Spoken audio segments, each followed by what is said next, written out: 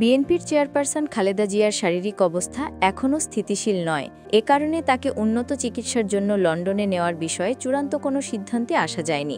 বিএনপির পক্ষ থেকে বলা হয়েছে, তাকে লন্ডনে নেওয়ার জন্য এয়ার অ্যাম্বুলেন্স প্রস্তুত আছে। তবে বিদেশে চিকিৎসার বিষয়টি নির্ভর করছে তার শারীরিক অবস্থার, অর্থাৎ দীর্ঘযাত্রার ধকল নিতে শারীরিকভাবে উপযোগী কিনা সেটার উপর। খালেদা জিয়ার নানা শারীরিক জটিলতাগুলোর মধ্যে ডায়াবেটিস, কিডনি, হৃদযন্ত্র ও ফুসফুসের সমস্যা ওঠানামা করছে। এর কিছু কিছু কখনো নিয়ন্ত্রিত, আবার হঠাৎ নিয়ন্ত্রণের বাইরে চলে যাচ্ছে। সর্বশেষ তথ্য অনুযায়ী কিডনির সমস্যার কারণে খালেদা জিয়ার শরীরে হিমোগ্লোবিন কমে গিয়েছিল, সেটি বেড়েছে। কিডনির কার্যকারিতা সামান্য বৃদ্ধি পেয়েছে, ফুসফুসেরও উন্নতি আছে, তবে তিনি এখনও আশঙ্কামুক্ত নন। এমন পরিস্থিতিতে খালেদা জিয়াকে উন্নত চিকিৎসার জন্য বিদেশ নেওয়ার তারিখ পেছানো হয়। তাকে বিদেশ নেওয়ার বিষয়ে বিএনপির পক্ষ থেকে প্রথমে বলা হয়েছিল শুক্রবার ৫ ডিসেম্বর ভোরে নেওয়া হবে। এরপর শুক্রবার সকালে বিএনপির পক্ষ থেকে নতুন তারিখ বলা হয়েছিল ৭ ডিসেম্বর।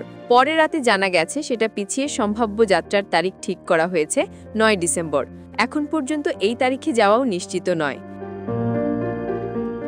খালেদা জিয়ার চিকিৎসা ও বিদেশ পাঠানোর বিষয়ে অবগত একটি সূত্র জানায়, খালেদা জিয়ার শারীরিক অবস্থা বিবেচনা করে তাকে বিদেশ পাঠানোর পরিকল্পনা আরও ২ দিন পিছিয়ে ৯ ডিসেম্বর করা হয়েছে। তবে যাত্রার বিষয়টি নির্ভর করছে তার শারীরিক অবস্থা ও চিকিৎসকদের সিদ্ধান্তের উপর।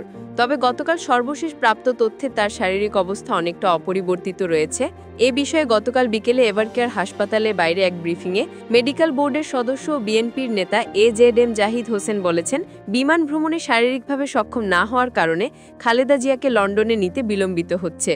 তিনি বলেন, বিদেশে যাওয়ার ব্যাপারে আমাদের সর্বোচ্চ প্রস্তুতি রয়েছে। যখনই ওনাকে বিদেশ নেওয়ার জন্য মেডিকেল বোর্ড যথোপযুক্তভাবে তৈরি মনে করবেন, শারীরিকভাবে মনে হবে যে ওনাকে সেফলি ট্রান্সফার করা যাবে, তখনই ফ্লাই করবেন। জাহিদ হোসেন আরও বলেন, ওই সময়ে অর্থাৎ শুক্রবার এয়ার অ্যাম্বুলেন্স কারিগরি সমস্যার কারণে আসতে পারেনি, এটাও যেমন সত্য। আবার ওই সময় জরুরিভাবে মেডিকেল বোর্ড সিদ্ধান্ত নিয়েছিল যে ওই মুহূর্তে তার বিমান যাত্রা সঠিক হবে না, সেজন্য তাকে বিদেশ নেওয়ার বিষয়টি কিছুটা বিলম্বিত হচ্ছে এবং ভবিষ্যতেও হয়তো শারীরিক অবস্থাই বলে দেবে তাকে কখন বিদেশে চিকিৎসার জন্য নিয়ে যাওয়া যাবে। বিএনপির কেন্দ্রীয় স্বাস্থ্য বিষয়ক সম্পাদক ও চিকিৎসক রফিকুল ইসলাম বলেন, ম্যাডাম এর আগে আরও খারাপ অবস্থা থেকে সুস্থ হয়ে ফিরেছেন, তাই আমরা আশাবাদী তিনি এবারও সুস্থ হয়ে ফিরবেন।